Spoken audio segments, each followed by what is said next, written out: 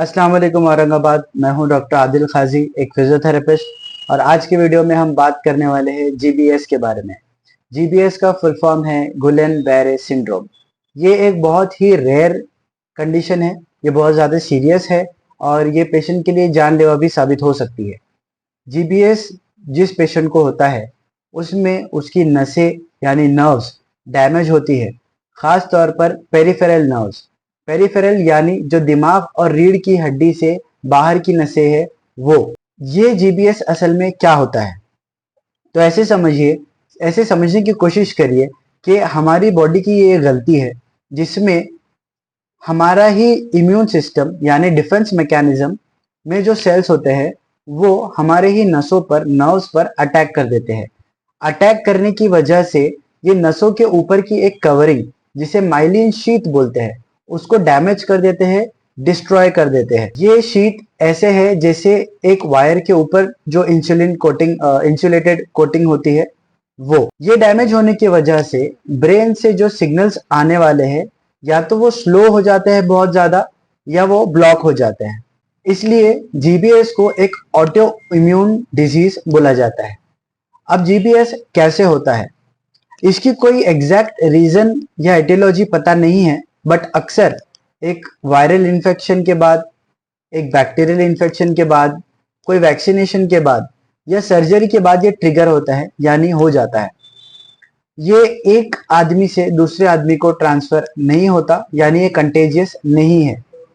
अब जीबीएस की क्या निशानियां हैं, तो सबसे पहले जो दूर के आज़ा है, ऑर्गन्स है, पार्ट्स है, जैसे हाथ की उंगलियां या पैर, इनमें चुमटियां आना यानी टिंगलिंग होना या इनका सुन्न पड़ जाना जिसको पैरेस्थीसिया बोलते हैं वो होना, और ये धीरे धीरे ऊपर की बॉडी की तरफ बढ़ता जाता है। इसी के साथ मसल्स में कमजोरी हो जाना, चलने में परेशानी होना या बहुत सीवियर केसेस में जिसमें लेट हो जाए इसमें पैरालिसिस हो जाना।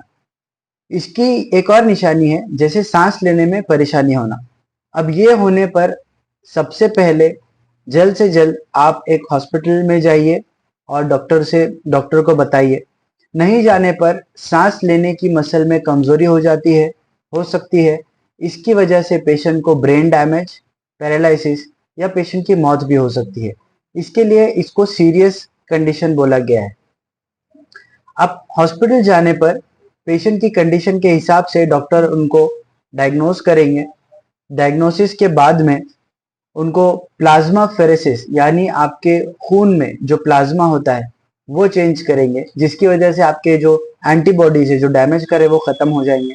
और इसके बाद में IVIG बोलकर इंजेक्शंस होते हैं, यानी ऐसे इंजेक्शंस जो आपके खुद के डिफेंस मैकेनिज्म के सेल्स है जिनको एंटीबॉडीज बोला जाता है, इनको न्यूट्रलाइज करेगा। इसकी वजह से वो आपके नसों पर अटैक नहीं कर पाएंगे और नसों को डैमेज नहीं कर पाएंगे। ये इंजेक्शंस लेना बहुत जरूरी है। इसी के साथ साथ मेडिसिन के साथ फुल रिकवरी के लिए फिजियोथेरेपी इज मस्ट। फिजियोथेरेपी करना बहुत ज्यादा जरूरी है। जीबीएस के पेशेंट्स में फिजियोथेरेपी एक बहुत इंपॉर्टेंट रोल प्ले करता है। वो इसलिए क्योंकि जीबीएस में बहुत ज्यादा वीकनेस हो जाती है। पेशेंट खुद से उठकर भी नहीं बैठता, यहाँ तक कि वो उसमें अपना हाथ या पैर हिलाने तक की ताकत नहीं होती है। इसके लिए फुल रिकवरी सिर्फ फिजियोथेरेपी से ही होती है, क्योंकि आज तक ऐसी कोई भी मेडिसिन या कोई भी फॉर्मूला नहीं बना है जिससे मसल में ताकत आ जाए, स्ट्रेंथ आ जाए या वापस से काम करना शुरू कर दे। अब फिजियोथेरेपी जीबीएस में 3 बहुत इंपॉर्टेंट काम करता है। पहला, ताकत बढ़ाना और फंक्शंस ठीक करना। हमने हमारे पूरे पिछले वीडियोस में बात की है कि फंक्शन क्या है, फंक्शन रिस्टोर करना किसे बोलते हैं। फंक्शन यानी वो काम जो आप कर सकते हो, गाड़ी चलाना, उठकर बैठना, टॉयलेट जाना, वॉकिंग करना, खड़े रहना, ये सारे फंक्शंस है, तो इनको रिस्टोर करता है। इसी के साथ मसल एट्रोफी हो जाती है। मसल एट्रोफी यानी मसल्स का यूज नहीं होने की वजह से कमजोर हो जाना, सिकुड़ जाना, उसे मसल एट्रोफी कहते हैं। मसल एट्रोफी हो जाना उसे ठीक करता है। इसके अलावा जो दूसरा इंपॉर्टेंट चीज है जो फिजियोथेरेपी करता है, ये कोई भी कॉम्प्लिकेशंस को प्रिवेंट करता है पेशेंट में होने से। जैसे कि पेशेंट जीबीएस की वजह से बेड रिडन हो जाता है, यानी फरिश हो जाता है, बिस्तर पर हो जाता है, तो इससे उसको बहुत सारे कॉम्प्लिकेशंस, मेडिकल कॉम्प्लिकेशंस हो सकते हैं। जैसे कि अल्सर्स होना, प्रेशर अल्सर्स जिसे हम बेड सोर बोलते हैं कॉमन लैंग्वेज में, या डीवीटी हो जाना, मतलब उनकी नसों में जो डीप वेन्स है, वेसल्स है, उसमें खून जम जाना, जिसको डीवीटी बोलते हैं, वो हो जाना। मसल की कमजोरी तो हो ही रही है। जॉइंट कॉन्ट्रैक्चर होना, यानी कोई कोई पेशेंट्स अपने पैरों को मोड़ करके रखते हैं तो वो उसी कंडीशन में लॉक हो जाता है, उसे बोलते हैं जॉइंट कॉन्ट्रैक्चर्स। या फिर पूरी तरीके से ओपन नहीं होना, जिसे बोलते हैं जॉइंट स्टिफनेस। ये चीजें, तो ये कॉम्प्लिकेशंस है, ये फिजियोथेरेपी प्रिवेंट करता है। इसके अलावा थर्ड सबसे इंपॉर्टेंट चीज कि ये पेशेंट को फिर से इंडिपेंडेंट बनाता है। जीबीएस की वजह से कमजोरी होती है, नसें डैमेज होती है, तो एक लंबे अरसे तक पेशेंट डिपेंडेंट हो जाता है।